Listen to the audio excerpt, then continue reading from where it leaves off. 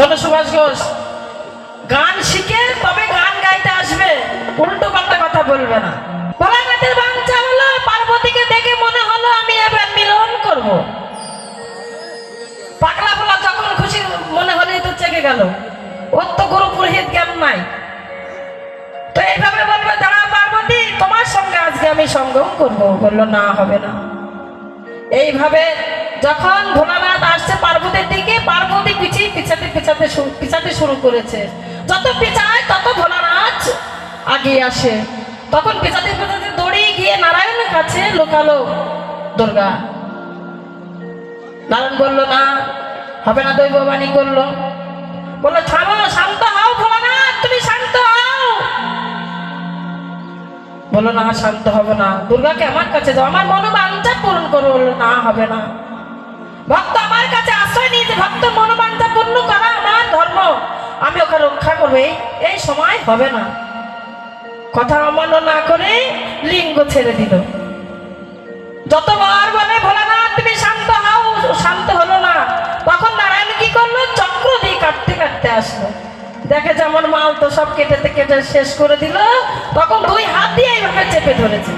দেখবেন বাবারা, আপনাদের 8 আঙুল আপনাদের সকলের যন্ত্র, নিজে নিজের যন্ত্র 8 আঙুল, মনে কিছু করবেন না, এটা তো বাস্তব কথা, সকলের আছে। এইভাবে যখন দুই হাত দিয়ে চেপে ধরলো, ওইখান থেকে আর কাটলো না, চক্র ঘুরে গেল। তার জন্য তোমাদের এই জ্বলনি বন্ধ করার জন্য আমরা মেয়েরা জল ঢালি তোমার ওই লিঙ্গতে, না হলে তোমার যন্ত্রণা সহ্য করবা কি করে? হ্যাঁ, এই কারণে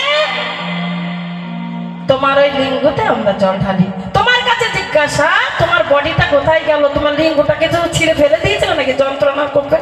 হ্যাঁ, তুমি যন্ত্রণায় কি লিঙ্গটা ছিঁড়ে ফেলে দিয়েছিলে নাকি কোথায় গেল এটা বলে যাবে। একদিন সমুদ্র মৈথন করতে গেলেন দেবতারা, সকলে সমুদ্র মৈথন করে নিয়ে চলে গেল। ভোলানাথকে নিমন্ত্রণ করলো না। নারদ বলল সর্বনাশ, সকলে যে যা পেরেছে যে যার মতো সমুদ্র মৈথন করে নিয়ে চলে গেল। সুধাগুলো ভালো ভালো সুধা উঠলো, দেবতারা যার যার মতো শেষে নিয়ে চলে গেল। তাহলে আমার ভোলানাথ আমার মামাকে তো কেউ খবর দেয়নি। ছুটতে ছুটতে এসেছে, মামা, ও মামা, শোনো শোনো শোনো মামা শোনো, সমুদ্র মৈথন করে নিল, যার মতো ভালো ভালো সুধা নিয়ে চলে গেছে, কিন্তু তোমাকে যে নিমন্ত্রণ করা হয়নি, আমার মনে বড় কষ্ট হয়েছে, তাই আমি তোমাকে বলতে আসলাম, চলো চলো মামা, সুধা মৈথন করতে হবে। পুনরায় বলল ভোলানাথ, রেগে রেগে বলল সর্বনাশ করেছে আমার এত বড় অপমান। আমি হলাম ভোলানাথ, দেবের দেব মহাদেব, আমার মতো শক্তিশালী আর বিশ্ব ব্রহ্মাণ্ডে কেউ নাই। আবার পুনরায় তুমি সুধা মৈথন করার প্রস্তাব দিল। সুধা মৈথন করার জন্য প্রস্তাব দিল। মন্দাদরি পর্বত বলে বড় আশ্চর্য কথা। বাসুকি নাগ বলল আমার গায়ে বড় ব্যথা, সুধা হবে না, শুধু হলো বিষ। ভোলানাথ বলল যা উঠেছে তাই দাও, যা উঠেছে আমাকে তাই দাও, আমি তাই খাবো। সুধা বলে গরল খেয়ে সমুদ্রের কিনারায় হিটকে লেগে পড়ে থাকলো, নীল হয়ে গেছে। ভোলানাথ বলতে সর্বনাশ, নারদ বলতে সর্বনাশ করেছে। মামাকে তো ডেকে নিয়ে আসলাম মামির কাছ থেকে, মামা তো নীল হয়ে পড়ে আছে সমুদ্রের কিনারায়, তাতে হিটকে লেগে গেছে, এখন উপায় কি হবে? তখন বলল, মনে মনে চিন্তা করছে মাথায় হাত দিয়ে নারদ, এবার মামিকে কি করে কি বলবো, মামি তো আমাকে বকবে। তো জড়িয়ে এসে বলছে, মামি, মামি গো মামি, তাড়াতাড়ি বেরিয়ে এসো। বললো কি হলো? বললো সর্বনাশ হয়ে গেছে। কি সর্বনাশ হলো? বললো মামা দেখো গা, সুধা মৈথন করতে গিয়ে বিষ খেয়ে নীল হয়ে সমুদ্রের কিনারায় হিটকে লেগে পড়ে আছে। বলছেন তাই, উফ, এ পাগলা ভোলার জেলায় আমি কি করি, এত জ্ঞান গম্য কিচ্ছু নেই, যেখানে সেখানে যা কিছু করে বসে, এখন হয়েছে আমার জ্বালা। এখন কি হবে? স্বামী তো ফেলতে তো পারে না। দেখবেন মাগো, যারা মদ মাতালে বদমাইশ হয় তাদের কিন্তু মায়েরা যত কষ্টই হোক রাস্তায় পড়ে থাকবে, তাও কিন্তু টেনে টেনে নিয়ে আসবে, লাঠি ঝাঁটা খাবে তাও নিয়ে আসে মায়েরা। কিন্তু মা দুর্গা তখন চলে গেল, গিয়ে দেখে সমুদ্র কিনারায় হিটকে লেগে পড়ে আছে। কোলে তুলে নিয়ে স্তনভাণ্ডটা মুখে দিয়ে এক টান যেই দিয়েছে বাবা, তখন পিট পিট করে তাকায়। যেই 2 টান দিয়েছে তখন বিষের ঘোর কেটে গেছে। 3 টান যেই দিয়েছে মা বলে জড়িয়ে ধরেছে, বলছে মরণ নেই হাত করে। বলছে মা বলছো কাকে? আমি তোমার বউ, একদম গেছো জমের বাড়ি। হ্যাঁ, পাগলা ভোলার ভূত, জ্ঞান গম্য কিচ্ছু নেই, সুদা বলে বিষ খেয়ে ঘোর হয়ে পড়ে গেছে, এখন আমি হলাম আমার বউ।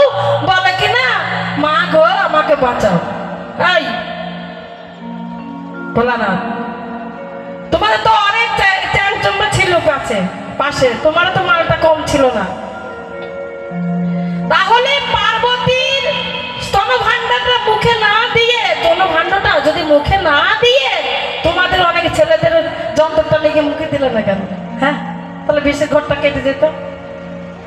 হ্যাঁ, তোমাদের ছেলেদের যন্ত্রটা মুখে দিতে পারতে, ঠিক কেমন তোমার এই বিষের ঘর কাটতো আমি দেখতাম। মেয়েদের স্তনভাণ্ডর মুখে দিতে হলো কেন? নাকি বলেন তো? হ্যাঁ, ঠিক করে কথা বলবে। নারী ছাড়া এই বিশ্ব ব্রহ্মাণ্ডে কিচ্ছু নাই। পুরুষরা সংসার করতে জানে না, সংসার মেয়েরা করে, তাই ওরা পিছু পিছু করে, কিচ্ছু জানে না। তাই এই জায়গায় আমি একটি গান,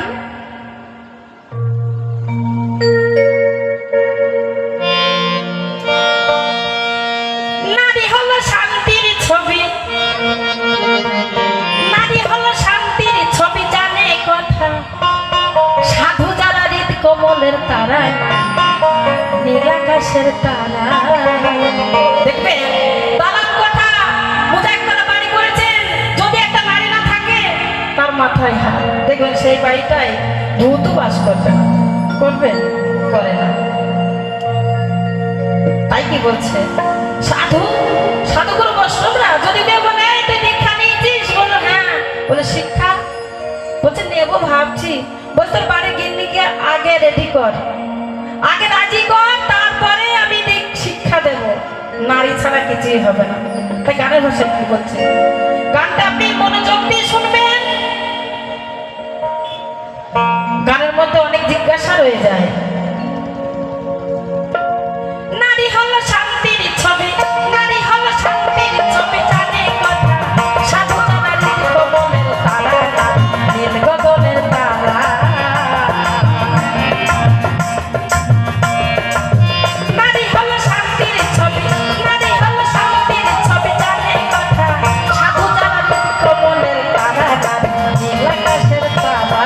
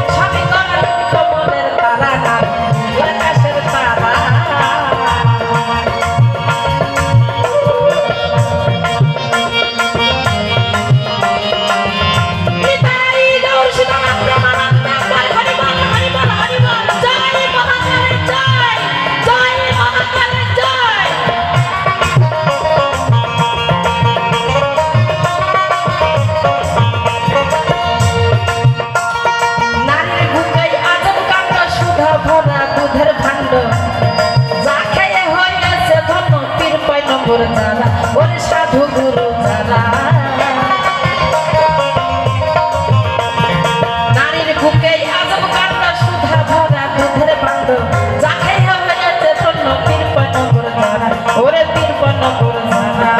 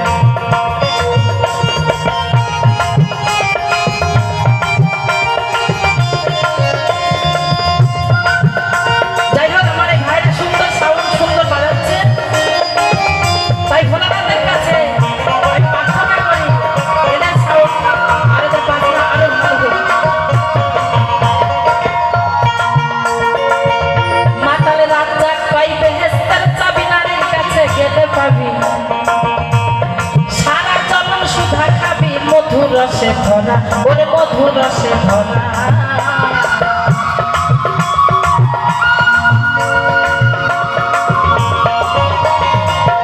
মাতাল রাজ্জাক কই স্বর্গের সাবি নারীর কাছে গেলে পাবি। দেখবেন যে লিখেছে লেখক সেই বলছে, রাজ্জাক মোহাম্মদ রাজ্জাক বাংলাদেশের উনি লেখকটা লিখেছেন যে নারীর কাছে স্বর্গের চাবি আছে। সাধু গুরু বৈষ্ণব সবাই জানে নারীর কাছে ছাড়া আমাদের কোনো ধর্ম হবে না।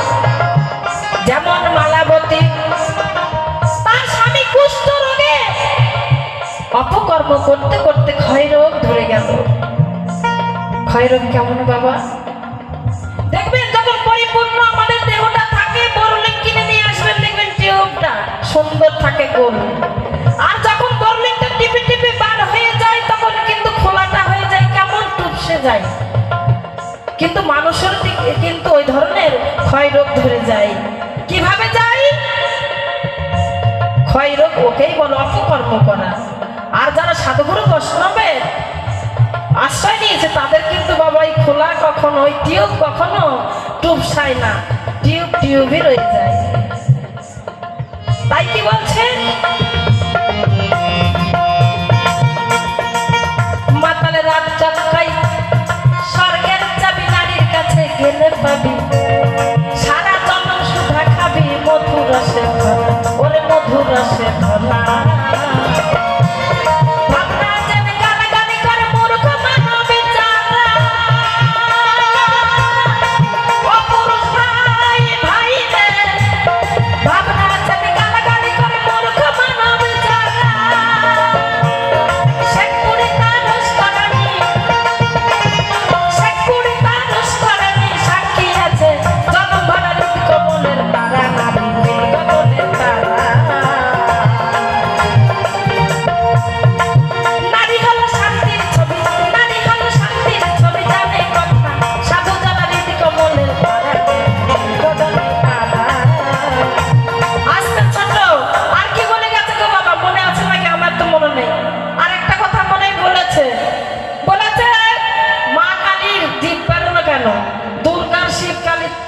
শিব আর দুর্গা পালা হচ্ছে, এর মধ্যে মা কালীকেও টেনে নিয়ে আসছে।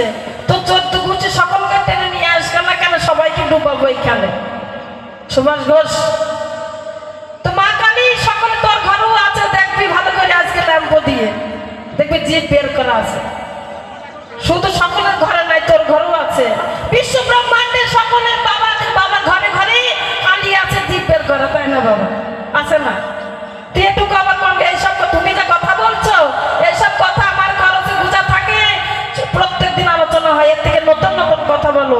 এইসব সব দিনে সবসময় এক কথা ঘেঁচা কথা ভালো লাগে না। নতুন কিছু কথা বলো, যে সব কথা কখনো কেউ শুনেনি, চমক দেওয়া কথা, তাই নাকি? পয়সা দিয়ে এনেছে, পয়সা কিনে তুমি কম নেবে নাকি? হ্যাঁ, কম দেবে? আয় যার নেই মায়া বিনি তালাবে কথা শূন্য পড়ি, বিফলে টাকা করি থাকে হাহাকারে ভরা, তাকে হাহাকার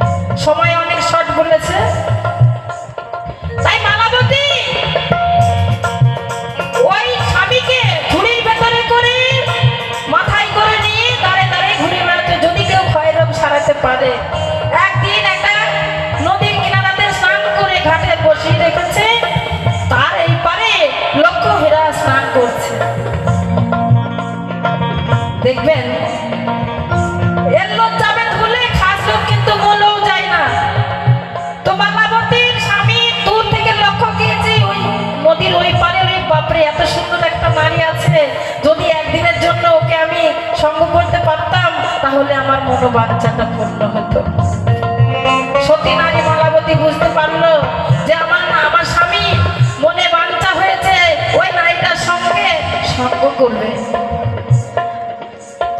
মনে মনে চিন্তা করলেন, যদি আমি এই স্বামীকে মনের মতো যদি আমি সবকিছু মনে বাঞ্ছা পূর্ণ না করতে পারি তাহলে কিসের নারী হলাম। ঠিক আছে, চলে গেল খোঁজে খোঁজে খোঁজে খোঁজে চলে গেলেন লক্ষ্মীহীরার বাড়িতে। একটা মুসলিমদের মেয়ে কাজ করতো, তার আগে গিয়ে ও যে টাইমে আসে তার অনেক আগে গিয়ে ও কাজকর্ম করে দিয়ে আসে তার সঙ্গে দেখা করার জন্য। তো একদিন বলছে, কি গো আমাকে কি কাজ থেকে ছাড়িয়ে দিলে? বললে কই না তো। বলে আমি আস্তে আস্তে তো সব আপনাদের কাজ হয়ে যায়, কিন্তু আমি তো কোনো কাজ পাই না। বলছে কে বলেছে? কই জানি না তো, কে কাজ করে দিয়ে যায়? আমি সকালে নাও তুলতে কাজ করে দিয়ে যায়, সে মেয়েটা কে, সে লোকটা কেমন, তাকে খোঁজ করো, লগে লগে থাকো, দিয়ে ধরো। একদিন লগে লগে থেকে ধরেছে, দেখে মালাবতী কাজকর্ম করছে। বোঝে শোনো, কে গো তুমি? কে কাদের বউ তুমি? বললো আমি একটা অধম মালাবতী গো বাবা। বলছে কি হয়েছে তোমার? তুমি প্রত্যেকদিন তোমার মনের ভাব কি প্রত্যেকদিন আপনাকে না তুলতে তুমি এখানে কাজকর্ম করে দিয়ে যাও, কারণটা কি? বললো বলবো, ভয়ে বলবো না নির্ভয়ে বলবো? বলছে নির্ভয়ে বলো। বলছে আমার স্বামী একদিন আমি স্নান করাতে নিয়ে গেছিলাম সমুদ্রের কিনারায়, তো লক্ষ্মীহীরা স্নান করতে গিয়েছিল, তাই ওনাকে দেখে আমার স্বামীর মনে বাঞ্ছা, যদি ওনার সঙ্গে একটা দিন সঙ্গ করতে পারতো আমার স্বামীর মনে আশাটা পূরণ হতো, তাই আমি তার স্ত্রী হয়ে এসেছি। আমি ক্ষমা মার্জনা করি, যদি আপনারা এই আশাটা পূরণ করেন তাহলে হয়তো আমার স্বামী সেবা সার্থক হবে। বলছে আচ্ছা নিয়ে আসো তোমার স্বামীকে, নিয়ে আসো। তো সেদিন নিয়ে গেছে, একটা সোনার থালায় জল দিয়েছে, একটা মাটির থালায় জল দিয়েছে, দিয়ে মাটির থালাটা পরিষ্কার, সোনার থালাটা নোংরা ছিটিয়ে দিয়েছে। দিয়ে লক্ষ্মীরা বলছে এসো এসো তোমার স্বামীকে আমার কাছে নিয়ে এসো। এসে বলছে এই যে দুটো পাত্রে জল আছে, তুমি কোনটা পছন্দ বলো। তো উনি পরিষ্কার জলটাই বেছে নিয়েছে, মাটির পাত্র। ওদের শোনো, আমি হলাম এই সোনার থালা নোংরা, আর তোমাদের স্ত্রী ও দেখো মাটির পাত্রের সুন্দর পাত্র। তুমি ওকে ভজনা করো, তুমি এই ক্ষয়রোগ থেকে মুক্তি পাবে। আজকে থেকে তুমি সেই ভজনা করো, তোমার সামনে নারীকে ভজনা করো, তোমার নিজের অর্ধাঙ্গিনীকে ভজনা করে পূজা করো, তুমি এই রোগ থেকে মুক্তি পাবে, তুমি এই অপকর্ম ছেড়ে দাও। সেই দিন থেকে মালাবতীকে পূজা করতে লাগলো তার মালাবতীর স্বামী। যেই মনো প্রাণ দিয়ে তার অর্ধাঙ্গিনীকে পূজা করেছে গো, ক্ষয় রোগ থেকে মুক্তি পেয়ে পুরো পরিপূর্ণ দেহ হয়ে গেল।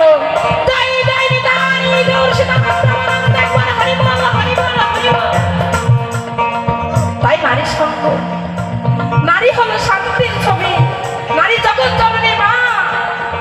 তাই নারীকে ভজনা করলে সব হয়।